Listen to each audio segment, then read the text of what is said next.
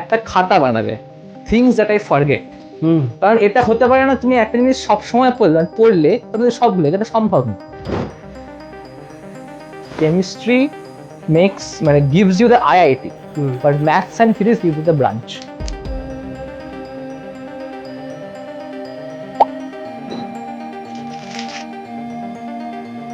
Topper the cheat শিটে আজকে আমরা রয়েছি যাদবপুরে আমরা আছি এবারে র্যাঙ্ক 4 অর্কদ্যুতি ধরের কাছে। ওর কাছে শুনে নেব যে ও কীভাবে প্রিপারেশন নিত, কি মাথায় রেখেছিল, আর এরপর ও কি করতে চায়। এই যে পুরো যে প্রিপারেশন ফেজটা, এরপরে যেখানে এসে পৌঁছেছো, এখন কি মনে হয় দ্য ব্যাটল ইজ ওয়ান, নাকি এখনো কিছু বাকি না, আছে? এখনো তো বাকি আছে। অ্যাডভান্স দিলাম, এবার অ্যাডভান্সের রেজাল্টের পর তো আসলে বোঝা যাবে। অ্যাডভান্স মানে তুমি জেইর কথা JEE বলছো? advanced, জেইর মেন্স আর হ্যাঁ। অ্যাডভান্স হলো এই 17 তোমার হয়েছে। 17th মে, হ্যাঁ। আচ্ছা, তো তারপর এরপর কি আছে? এরপর এই 24th মেতে WBJEE আছে, তারপর আইজার আর নাইজারের পরীক্ষা আছে। বেশ। তো এমনি তুমি কি মানে করতে কি চাও? ধরো এই যে পরীক্ষাগুলো দিচ্ছ, এটাতে কি তুমি স্পেসিফিক্যালি কোনো একটা পার্টিকুলার কোর্স নিয়ে ভাবছো, নাকি না একটা ভালো ইনস্টিটিউশন খুঁজছো, কিভাবে ভাবছো? মানে আমি ছোটবেলা থেকেই মানে অঙ্ক একটু ভালোবাসতাম, ওই কম্বিনেটরিক্স এর প্রুফ, অ্যালগোরিদমিক ওইসব জিনিসপত্রগুলো। প্লাস আমার একটু ফিজিক্সের দিকে একটু ঝোঁক ছিল, তাই প্রথম প্রেফারেন্স আইআইটি। আইআইটিতে যে কোনো একটা কোর ব্রাঞ্চ বা ম্যাথস অ্যান্ড কম্পিউটার যদি পাই, না হলে আমার যেটা ভালো লাগতো ম্যাথামেটিক্স, সেটা নিয়ে আইএসআই তে পড়বো। বেশ। তো ধরো এইরকম ধরনের একটা ভাবনা যাদের থাকে, যারা এইভাবে কোর্সেস গুলো বাঁচতে চায়, তারা ক্লাস 10-এর পরে বলো বা 11-12-এ যখন থাকে তখন বলো, তখন তারা কিভাবে ভাবা উচিত বা কি মাথায় রাখা উচিত? আমরা 6 অব্দি সবকিছুই মানে সব কটা সাবজেক্ট অল্প অল্প জানি, হিস্ট্রিও জানি, জিওগ্রাফি জানি।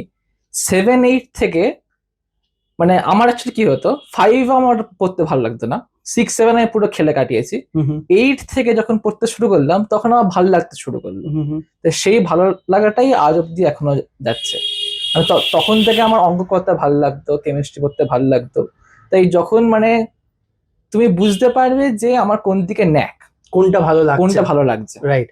তো এই ভালো লাগাটা যখন জন্মালো, তখন কি স্পেসিফিক্যালি সেটার উপরে আরো বেশি ফোকাস করা উচিত, নাকি না বাকি যেগুলো সাবজেক্ট আছে সেরকমও পড়ছি, এটাও পড়ছি? এটা বলবো মানে কয়েকজন যেটা করে, মানে আমার কয়েকজন বন্ধু ছিল, তারা শুধুমাত্র মানে তারাও ম্যাথস ভালোবাসতো, করে তারা শুধু ম্যাথস দিয়ে আইএসআই দিয়ে এখন ভালো এখন পড়ছে এখন আইএসআই তে। কিন্তু এটা একটু রিস্কি, কারণ যদি আইএসআই না হয় তখন মানে কোনো ফল ব্যাক অপশন থাকছে না। ফল অপশন থাকছে। তার মানে আমার একটা যেটা ভালো লাগছে সেটাও করছি, তার সাথে অন্য সাবজেক্ট গুলো ইকুয়ালি দেখছি সাথে, জাস্ট অ্যাজ আ মানে ব্যাকআপ টাইপের, যদি ইফ সামথিং ব্যাড হ্যাপেন। বেশ। এইবার ধরো আমি এমন একজন মানুষ, লেটস সে তোমার মতনই, আমার ম্যাথসটা ভালো লাগছে, আমি বাকিগুলোকে অ্যাজ এ ব্যাকআপ রাখছি। আমি কি আমার প্রিপারেশন টাইমে কোনো সময় ভাগ করে এদের জন্য অ্যালোকেট করব, নাকি ইকুয়ালি সব কটার সময়? একটু ইকুয়াল সময় দিলে ভালো হয়, কারণ কি যদি মানে আইআইটি দিক থেকে দেখি, আমি যদি শুধু ম্যাথস পড়ি পারবো না, শুধু কেমিস্ট্রি পড়লে পারবো না, আমাকে তিনটাকেই ইকুয়ালি পড়তে হবে, রাইট। তাই ওটাকে সবকটাই, ইনফ্যাক্ট কেমিস্ট্রিটাকে আমি বলতে পারবো, কারণ কেমিস্ট্রি হচ্ছে র্যাঙ্কটা বানায়। মানে বলতে গেলে কেমিস্ট্রি মেক্স মানে gives you the IIT, but maths and physics gives you the branch. Okay, এটা খুবই কিন্তু ইম্পর্টেন্ট অ্যান্ড খুবই ক্রিটিক্যাল বিষয়। আই থিঙ্ক এটা সবার মাথায় রাখা দরকার। এই জায়গায় দাঁড়িয়ে ধরো যে অর্গানিক, ইনঅর্গানিক, ফিজিক্যাল, এর মধ্যে অনেকেরই অনেক সময় এক একটা নিয়ে একটু চাপ থাকে, ঠিক আছে? স্পেসিফিক কোনোটা তোমার কোনোটায় ছিল সেরকম ভাবে? আমার তো প্রথম থেকে ফিজিক্যালটা ভালো লাগতো না, শুধু ক্যালকুলেশন একদম ভালো লাগতো না। তারপর আস্তে আস্তে বললাম না, মানে ফিজিক্যালটাও যদি একটু ধরে করা যায় বেশ ইন্টারেস্টিং। আর কেমিস্ট্রির ক্ষেত্রে অনেকেরই যেটা হয় সেটা হচ্ছে মানে বুঝতে পারে না। আমি বলছি প্রথম 11 যখন শুরু হচ্ছে তখন 5-6টা মাস একটু যদি কেমিস্ট্রি নিয়ে খাটা যায়, তাহলে পরের লাইফটা পুরো ইজি হয়ে যাবে। অর্গানিকে একটা চ্যাপ্টার আছে, জেনারেল অর্গানিক কেমিস্ট্রি আর রিয়াকশন মেকানিজম। ওই পার্টটা যদি কেউ একদম মাস্টার করে নিতে পারে, তাহলে 11-12 জাস্ট একটু ওটা পড়লাম, আর বাকিটা যদি ফিজিক্স আর ম্যাথকে সময় দিই, তাহলে খুব একটা অসুবিধা হয় না। আর ইনঅর্গানিক তো পড়তেই হয়, তো ওটা কিছু আর সেটাতে কিছু করার না। এবার আমার বিষয় হচ্ছে, আমি এমন একজন স্টুডেন্ট, আমি যদি প্রথম 6 মাসে পড়ি তারপরে আমি ভুলে যাই, আমি যা পড়ি 2 মাস আগে তারপরে ভুলে যাই, তাহলে আমি কি করবো? ওটা সবারই হয়। ওটা আমিও যেমন আমি অ্যাডভান্সের আগের দিন আমার মনে পড়ছে আমার এই চ্যাপ্টার পড়া হয়নি, ওই চ্যাপ্টার পড়া হয়নি, করে প্যানিক হয়ে গিয়েছিলাম। তারপর অ্যাট লাস্ট কি করলাম, ওই জন্যই বলছি যখনই পড়বে একটা খাতা বানাবে, থিংস দ্যাট আই ফরগেট। হুম, কারণ এটা হতে পারে না তুমি একটা জিনিস সব সময় পড়লে ওটা তুমি সব ভুলে, এটা সম্ভব নয়। কিছুটা তো মনে থাকবে। কিছুটা মনে থাকবে, কয়েকটা ফর্মুলা মনে থাকবে না, হুম হুম। ওই খাতাটাকে রিভাইজ করতে হবে। ওকে, বেশ। তো এরকম কি তোমার সব সাবজেক্ট স্পেসিফিক খাতা ছিল নাকি একটাই খাতা ফর অল সাবজেক্টস? না মানে আমার অ্যাকচুয়ালি ফিজিক্স আর কেমিস্ট্রির একটা, মানে ফিজিক্সের একটা পার্ট ছিল মানে নতুন যে কনসেপ্ট গুলো শিখলাম সেটা একটা খাতায় নোট করতাম, আর ম্যাথসের যেগুলো ভালো ভালো অঙ্ক থাকে সেগুলো একটা খাতায় নোট করলাম, আর ফিজিক্স আর কেমিস্ট্রির ক্ষেত্রে ধরুন একটা পার্টিকুলার একটা রিয়াকশন মনে Reaction এ থাকছে না, করবে, হ্যাঁ। ওটা এই জায়গায় লিখে রাখলাম। বেশ। এই যে ফিজিক্সের কথা হলো, অনেকেই সূত্র নিয়ে একটুখানি, নানান সূত্র নিয়ে একটু সমস্যায় পড়ে, বা হুম। এটাতে বা কনসেপ্ট গুলো মনে রাখতে পারে না, সেগুলো না নেবে। সেই জায়গায় দাঁড়িয়ে তোমার মানে তুমি কিভাবে সেটাকে ট্যাকেল করতে, বা how should people take care of it? ফিজিক্সের জন্য এটাই বলবো, যদি কেউ একবার কনসেপ্টটা জেনে নেয় তাহলে 50% ডান, আর যদি কেউ ফর্মুলা ভুলে যায় বলবো ডিরাইভ করে নিতে। একবার একবার ভুলে গেলে, একবার ডিরাইভ করলে ঠিক আছে, নেক্সট টাইম ভুলে গেলে আবার ডিরাইভ করলে তখন মনে থেকে যাবে। বেশ, মানে প্রথমে আমি একবার করে দেখে নিলাম, তারপরে দুবার ডিরাইভ করে নিই, মানে ওটা মাথায় বসে যাবে। একদম। বেশ। এছাড়া কোনো পার্টিকুলার চ্যাপ্টার যেটা মনে হয় যে না, দিস ইজ সামথিং যেটা আলাদা করে দেখা উচিত, বা অনেকেই ভয় পায়, সেগুলোকে কিছু অন্যভাবে করা উচিত, স্পেসিফিক্যালি ম্যাথসের ক্ষেত্রে? আমার যেটা খারাপ লাগে সেটা ম্যাট্রিসেস, মানে ওটা, Matrices, হ্যাঁ। কারণ এটা প্রচুর ক্যালকুলেশন হ্যাঁ। বেসড, ওটা একটু ফর্মুলা মনে রাখতে হবে, একটা প্রপার্টি। আর অনেকে ভাবে যেটা কনিক্সে, কনিক্স আমি বলবো যে ওটাকে জাস্ট ফর্মুলা সেট না ভেবে যদি একটু ভিজুয়ালাইজ করা যায় তাহলে অনেকটা ইজি হয়ে যায়, কারণ কি মানে অ্যাডভান্সের কয়েকটা অঙ্ক হয়, কয়েকটা স্পেসিফিক প্রপার্টি জানা থাকলে ওটা দু লাইনের কোয়েশ্চেন। আর ম্যাট্রিসেস যদি আমি একটু ঠিক করে বলি, মার্কসও তো ভালো আসে। হ্যাঁ, মানে matrices একদম ছাকা একটা বেশ ছাকা ভালো নাম্বার। যারা ধরো প্রিপারেশন নিচ্ছে ডিউরিং 11 and 12, আমি জাস্ট 12 বলছি না, হুম। 11 and 12, এই সময় ওদের পুরো প্রিপারেশনের ফেজটা কিভাবে ভাবা উচিত? Number 1, just comparative only. Number 2, boards only, যার থেকে আমার কম্পিটিটিভ হয়ে যাচ্ছে নাকি। নাম্বার 3, কম্পিটিটিভ অ্যান্ড বোর্ডস নাকি। নাম্বার 4, আমি বোর্ড কম্পিটিটিভটা সবসময় করলাম, লাস্ট 2 মাসে যেটুকু অ্যাডিশনাল হচ্ছে ওইটুকু পড়ে নিয়ে গিয়ে পরীক্ষা দিতে দিলাম। আমার না ফোর্থটাই ভালো, ফোর্থটাই ভালো। মানে ব্যাপারটা আছে, আমি যে কম্পিটিটিভ পড়ি তারপরে ডেপথটা তো পড়বো, হুম। তো সেই ডেপথটা তো আমার মানে জাস্ট বোর্ডসে কি লাগে, বোর্ডসে ওই ডেপথটাকে রিপ্রেজেন্টেশন করতে লাগে, Right. রিপ্রেজেন্টেশন তো আমি পুরো 1 থেকে 10 ওটাই করে এসেছি, অ্যাবসলিউটলি। তো রিপ্রেজেন্টেশন আমাকে শিখতে হবে না, ওটা লাস্ট 1-2 সপ্তাহ করলে কোনো অসুবিধা মানে নেই। ওটা একটা ইনহেরেন্ট স্কিল হয়ে গেছে হ্যাঁ। তোমার, রাইট? ওকে। তো ব্যাস, মানে তুমি 11-12-এ কম্পিটিটিভে মেন ফোকাস লাগলে, ধরো বোর্ডের সেমিস্টার 3 আসছে, তার 1 মাস কি 2 সপ্তাহ আগে তুমি বাংলা বা বোর্ডসের যে স্পেসিফিক কোয়েশ্চেন আনসার গুলো সেগুলো করা শুরু করলে, তাহলে দুটোই অ্যাট পার থাকবে।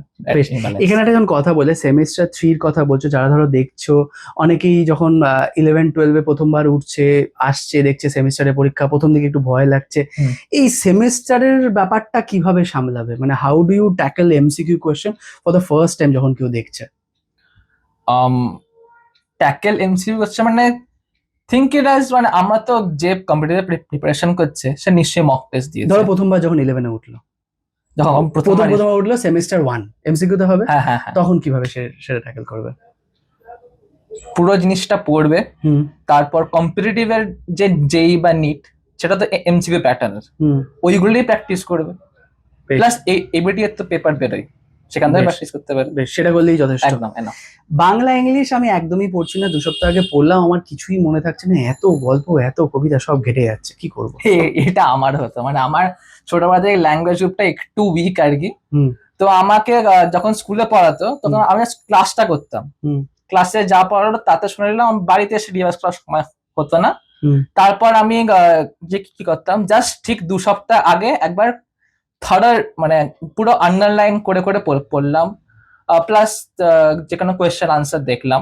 ওটা সেমিস্টার 3-তে এটা বেশ সুবিধা হয়েছে যে আমাকে বাংলা ইংলিশে বেশ সময় দিতে হয়নি, ওটা বেশ সুবিধা হয়েছে ওই ইয়ে হওয়ার জন্য, এমসিকিউ হওয়ার জন্য, রাইট?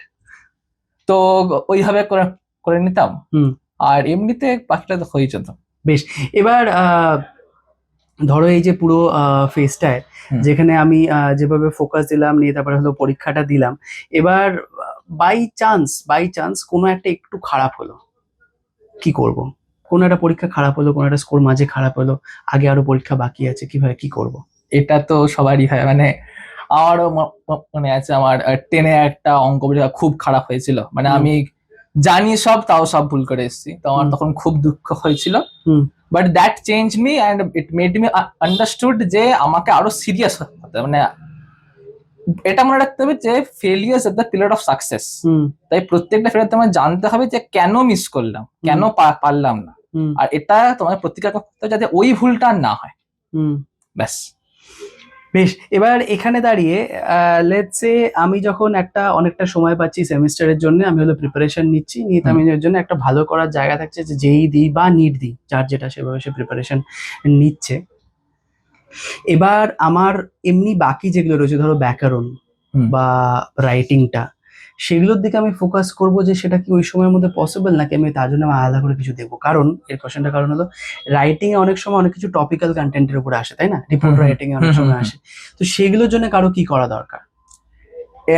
যেমন এই ক্রিয়েটিভ স্কিলটা হচ্ছে একদম ইনহেরেন্ট টাইপের। হুম হুম 1 থেকে 10 পড়ে এসছি, হুম আবার কতবার দেখবো? হুম আর যদি খুব দেখতেই হয় তাহলে যে কোনো একটা গাইড বইতে পাওয়াই যায় এখন, ওটা কোনো অসুবিধা নেই। তার পেছনে কয়েকটা রিপোর্টের স্যাম্পল থাকে, ওখান থেকে পড়ে দেখে নেবো, মুখস্থ করার কোনো দরকার নেই। শুধু দেখে নেবো জাস্ট টপিক, জাস্ট আমি দেখবো যে কি লাইন, কি ভালো ভালো লাইনস আছে, কি ওয়ার্ডস আমি ইউজ করতে পারি, ওইগুলো দেখে নিলে তারপর পরীক্ষার হলে যেটা দেবে একটু কমন সেন্স আর ওই আইডিয়াস গুলো অ্যাসিমিলেট তারপরে করে। যেগুলো হলো সাজেশন দেওয়া আছে, হ্যাঁ, লাইন্স গুলো হ্যাঁ, হ্যাঁ। ওগুলো দিয়ে দিয়ে লিখে দেবো। হুম, লেটস সে ধরো এই যে এতটা সময় যেখানে আমার একবার হলো আমি কম্পিটিটিভের প্রিপারেশন নিচ্ছি, বাকি পড়াশোনা যেটা রয়েছে, স্কুল করতে হচ্ছে, স্কুল তো কম্পালসারি, সেখানে হ্যাঁ। পড়তে হচ্ছে, এর মাঝে মানে মাঝে আমার নিজের জন্য সময় যদি কিছু বের হয়, সেখানে তাহলে আমি কিভাবে নিজেকে ঠিক রাখবো বা কোথায় এনগেজ করবো নিজেকে?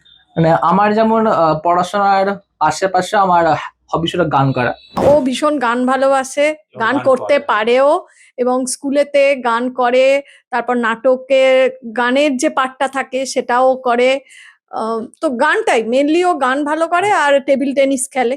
ওদের ব্যাচে ও গানের জন্য মহারাজ চিনতেন আর কি ওনাকে। ওকে, তো যারা ধরো একদম ছোট, যারা দেখছে ক্লাস 8 ক্লাস 7 এই সময় থেকে আসছে, কোন সময়টা সিরিয়াস হলে আজকে এই জায়গায় পৌঁছানো যায়?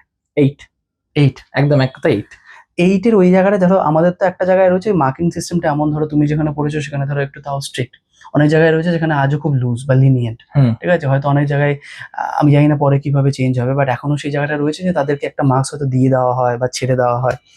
এই জায়গায় দাঁড়িয়ে এইটা আমি মানে যখন পরীক্ষাটা দিচ্ছি তখন আমি কি কি জিনিস মাথায় রাখবো তখন থেকে, বা কিভাবে নিজেকে ধরবো বা কোন দিকে মানে ভাববো? 8 থেকে কি মানে আমরা আমি যেটা বললাম প্রথমে 1 থেকে 7 আমরা সব সাবজেক্ট পড়ি, 8 থেকে ন্যাক জন্মায় হুম যে আমি ফিজিক্স নিয়েই পড়বো, মানে হুম। I can picture myself as a future physicist বা chemist. Hmm. That will drive you. তখন আর মার্কস ম্যাটার করে না আর। তখন liking and Liking- what is it that you are looking for? Yes, that matters more. বেশ বেশ বেশ, এখানে একটা জিনিস বলতে চাই যে ধরো বা একটা জিনিস আমার জিজ্ঞাসা যেটা মাথায় আসছে, এই যে সাবজেক্টটার প্রতি একটা লাইকিং বলছো, আজকের দিনে তো ধরো আমরা যে কাজগুলো করছি মোস্ট অফ ইট এআই করে দিচ্ছে, হুম। তাহলে আমাদের সেই সাবজেক্টের মধ্যে কন্ট্রিবিউশন আর কিভাবে আসবে? ধরো let's say we are talking about ISI, hmm. ঠিক আছে, তো তো আমাদের জায়গায় কোথায় আসবে? কারণ আমার থেকে আজকে একটা হিউম্যানের থেকে বেশি এআই আজকে অনেক ফাস্টার ক্যালকুলেশন করে, সবকিছু অনেক ফাস্টার করে, তো আমরা কিভাবে কন্ট্রিবিউট করবো? ব্যাপারটা হচ্ছে এআই কি করছে, মানে যেমন কি আমি কালকে একটা কাজ করছিলাম যেগুলো ক্লারিক্যাল টাস্ক, মানে ধরুন আমাকে একটা ডেটা দিয়ে দিয়েছে, সেখান থেকে আমাকে ম্যানুয়ালি জেসনে ইনপুট করতে হবে যে কোন ক্লাসের কোন ক্লাস, তার টিচার কি, তার কোন কোন পিরিয়ড নেবে, ওই কাজগুলো আমার করতে হলে অনেকক্ষণ সময় লাগবে, সেগুলো এআই করতে পারবে। মানে লেবোরিয়াস জব। লেবোরিয়াস জব, কিন্তু Okay. যেগুলো থিঙ্কিং জব সেগুলো তো মানুষই বেশি ভালো করতে পারবে না। লাইক মানে যেমন কি ধর আমার যে অ্যালগোরিদম আমি বানাবো, সেটা দিয়ে যে রুটিনটা অ্যালোকেট হবে, সেটা তো একবার বানিয়ে ফেলে তারপর সেটা তারপর বানিয়ে তো ফেললে একবার, তারপর তারপর optimization is a very big thing. আচ্ছা, I have to optimize the thing, মানে যাতে যতই ডেটা হোক না কেন I can give the best output in the minimum time. 5 to 10 years down the line ধরো তুমি এটাকে তৈরি করেছো, অপটিমাইজ করেছো, then what will be your job? তোমার কি মনে হয় ওইভাবে তখন মানুষ কি করবে? একটা ফিল্ড তো কখনো, মানে আমি একটা খুব ছোট জিনিস বলছিলাম, আমি অ্যাকচুয়ালি বলছিলাম একটা স্কুল রুটিন তৈরি করার একটা প্রোগ্রাম বানাচ্ছিলাম, তো সেটা তো অবভিয়াসলি 5 বছর আর টিকবে না, মানে সেটা হলো চেঞ্জ হবে, ইভলভ হবে। হ্যাঁ। হ্যাঁ, এবার আমার নেক্সট যে টপিক থাকবে, নেক্সট যে প্রজেক্ট থাকবে তার উপর আমি ওয়ার্ক করব, কিন্তু একটা ব্রাঞ্চ কখনোই, মানে যেমন যদি আমি ম্যাথস অ্যান্ড কম্পিউটিং বলি, এটা কখনোই দাঁড়িয়ে থাকতে পারে না, এটা it will go on evolving. Yes. তো কালকের দিনে কি মনে হয়, মানে যারা এরম জায়গায় রয়েছে, ধরো আইআইটি বলো, আইএসআই বলো, যে জায়গায় যাওয়ার কথা ভাবছো, should they concentrate more on the speed or rather than creating new things? What is your take? এটা আমারও একটু মাঝে মাঝে মনে হয়, যেমন কি ধরুন মেন্সের যে ম্যাথসটা সেটা কমপ্লিটলি স্পিড আর নাথিং এলস। আর যেখানে আইএসআই এর অবজেক্টিভটা is let's say 40% speed and 60% thinking. যেটা আমারও মাঝে মাঝে একটু মনে হয় কি, আমি শুধু গরুর মতো স্পিডে ক্যালকুলেশন করলে কি ভালো হয়ে গেলাম, ওটা একটু আমারও একটু ডিসক্রিপেন্সি আছে। ইনফ্যাক্ট এবারে যে রুট কি যে ম্যাথস কোয়েশ্চেন করেছিল একটাও ডিফিকাল্ট নয়, সবই lengthy. My last thing that is, আমি তোমাকে কুইক কতগুলো ইয়ে দেবো, একটা র্যাপিড ফায়ার করবো, হুম। তোমার যেটা মনে হবে তুমি সিলেক্ট করবে, আচ্ছা, ঠিক আছে? বিআই না চাইনিজ, বিরিয়ানি, আইআইটি না আইএসআই, আইআইটি, ফিজিক্স না ম্যাথস, ম্যাথস, কলকাতা না বাইরের কোনো শহর, কলকাতা, রামকৃষ্ণ মিশন না 5 এর আগে স্কুলটা? Ramakrishna Mission. Great, thank you so much আজকে আমাদের সাথে কথা বলার জন্য, আর অল দ্য বেস্ট তোমার ফিউচারের সব এন্ডারভাইজের জন্য, খুব ভালো। Thank you.